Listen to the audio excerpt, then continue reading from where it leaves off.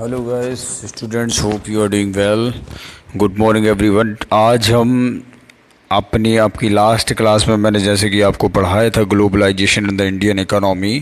ये चैप्टर बहुत इंपॉर्टेंट है एग्ज़ाम के पॉइंट ऑफ व्यू से देखा जाए तो आपके इकोनॉमी का चैप्टर है और बहुत इंपॉर्टेंट है। मनी और क्रेडिट भी मैंने आपको पढ़ाया था, तो इसके कुछ क्वेश्चन आंसर्स आज हम डिस्कस करने वाले हैं। बोर्ड पे हमने पढ़ लिया था ऑलरेडी ग्लोबलाइजेशन क्या होता है और फॉरेन ट्रेड क्या होता है, वो भी मैंने आपको बताया था। वर्ल्ड ट्रेड ऑर्गेनाइजेशन की पॉलिसी बताई थी, तो ये सारी चीज़ें हम डिस्कस कर चुके हैं। अब हम आज क्वेश्चन आंसर का थोड़ा प्रैक्टिस करेंगे, तो मैं थोड़ा सा रिवाइज करा देता हूँ आपको कि जैसे कि मैंने आपको बताया था कि इंटरलिंकिंग प्रोडक्शन अक्रॉस कंट्रीज़ और फॉरेन ट्रेड और इंटीग्रेशन ऑफ मार्केट क्या होता है, और ग्लोबलाइजेशन वाली बात बताई थी, फैक्टर्स जो इनेबल करते हैं ग्लोबलाइजेशन को। और वर्ल्ड ट्रेड ऑर्गेनाइजेशन, जैसे कि जब भी कोई व्यापार होता है वर्ल्ड लेवल का, जैसे फॉरेन ट्रेड में कोई भी बिजनेस होता है, कोई भी ट्रेड होता है फॉरेन ट्रेड में, तो उसमें कोई भी बैरियर आता है या किसी प्रकार की कोई प्रॉब्लम आती है, उस बैरियर को अवॉइड करने के लिए जो ट्रेड ऑर्गेनाइजेशन है उसको वर्ल्ड ट्रेड ऑर्गेनाइजेशन बोलते हैं। वर्ल्ड ट्रेड ऑर्गेनाइजेशन एक ऐसा ऑर्गेनाइजेशन है जो ट्रेड के बीच में जो भी बैरियर्स वगैरह होते हैं उनको WTO जो है वो दूर करता है। जैसे कि वर्ल्ड वार टू हुआ था तो उस समय ब्रिटन वुड्स कॉन्फ्रेंस होता था। जब आप बहुत डीप में हिस्ट्री पढ़ेंगे तो ये सारी चीज़ें आएंगी, आपको पढ़ने को मिलेगी, हालांकि आप बेसिक पढ़िए अभी।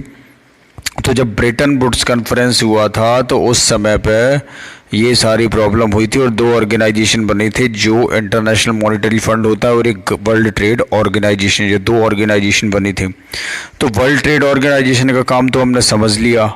अब ग्लोबलाइजेशन की यदि बात की जाए तो ग्लोबलाइजेशन, जैसा कि मैंने आपको बताया था कि ग्लोबलाइजेशन का मतलब क्या होता है कि एक देश की इकोनॉमी दूसरे देश की इकोनॉमी से जब कनेक्टेड हो जाए तो ग्लोबलाइजेशन स्टार्ट हो जाता है। ग्लोबलाइजेशन का मतलब ही वो होता है कि when the our economy is connected to world economy is known as globalisation. इस बात को कभी भी नहीं भूलना है, आपके एग्ज़ाम के पॉइंट ऑफ व्यू से ये बहुत ही ज़्यादा इम्पॉर्टेंट है और एग्ज़ाम में ज़रूर से ज़रूर आएंगे ऐसे क्वेश्चंस वगैरह आते हैं, इसमें ग्लोबलाइजेशन बेहद इम्पॉर्टेंट है, इस बात को बिल्कुल भी नहीं भूलना है। ठीक है, तो ये तो हमने बात कर ली ग्लोबलाइजेशन की। फिर उसके बाद struggle for a fair globalisation, ये हम डिस्कस करेंगे अभी क्वेश्चन आंसर में। फैक्टर्स कौन कौन से हैं जो इनेबल करते हैं ग्लोबलाइजेशन को, और foreign trade and integration of market क्या होता है, डिस्कस करते हैं हम क्वेश्चन आंसर के माध्यम से। So let's start, question answer start करते हैं। ठीक है, सबसे पहला क्वेश्चन है, what do you understand by globalisation, explain in your words. यदि आपसे क्वेश्चन पूछ लिया जाए कि भैया ग्लोबलाइजेशन से आप क्या समझते हो, अपने वर्ड्स में एक्सप्लेन करिए, तो क्या लिखोगे आप?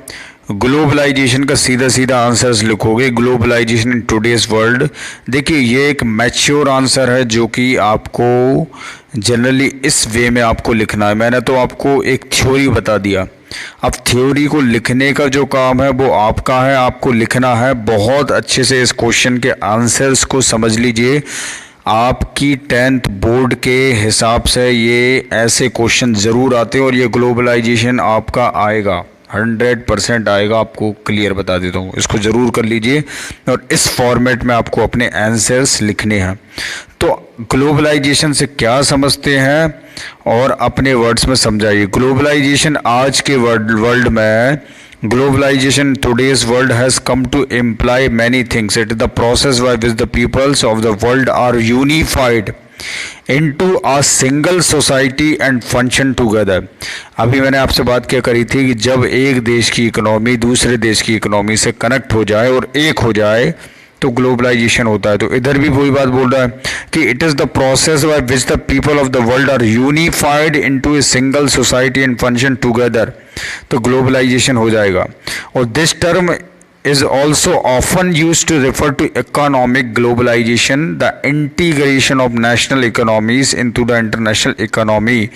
अभी मैंने आपसे क्या बात किया था कि नेशनल देश की इकोनॉमी जब दूसरे देश की इकोनॉमी से कनेक्टेड हो जाएगी, वही आपका आंसर बोल रहा है कि the integration of national economies into the international economies through trade, foreign direct investment, FDI होता है foreign direct investment. Narendra Modi ji ने एक योजना चलाई थी एफडीआई की कि भैया विदेश के लोग आप देश में इन्वेस्ट करो और हम आपको खुला इंडिपेंडेंसी देते हैं, किसी प्रकार का ऑब्स्टेकल नहीं होगा उसमें।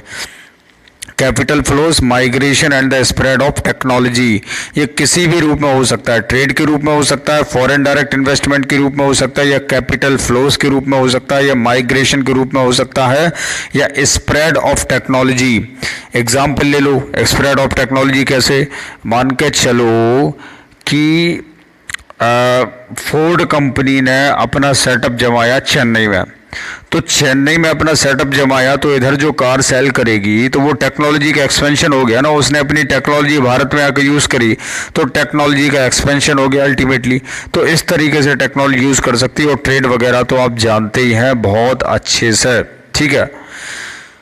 तो ऐसी बात, ये सब बातें हमें ध्यान में रखना है कि कैसे ग्लोबलाइजेशन जो है, ग्लोबलाइजेशन का मतलब क्या है, ग्लोबलाइजेशन का इम्पैक्ट क्या होता है, ये बहुत इंपॉर्टेंट है आपके एग्ज़ाम के पॉइंट ऑफ व्यू से, याद रखिएगा ये क्वेश्चन आएगा आपको। समझ लीजिए कि globalisation has come to imply many things, it is the process by which the people of the world are unified, world के सब यूनिफाइड हो जाते हैं सिंगल सोसाइटी में, और इकोनॉमी जो है वो एक हो जाती है। याद रखना, पहली चीज़ एकता हो जाती, दूसरी चीज़ इकोनॉमी में यूनिफाइड हो जाता है, और वो या तो एफडीआई के माध्यम से हो सकता है, या कैपिटल फ्लो के, या माइग्रेशन, या जो भी कहो माइग्रेशन के माध्यम से भी हो सकता है, या टेक्नोलॉजी के एक्सपेंशन से भी हो सकता है। You need to remember this guys, this is very very important, ठीक है।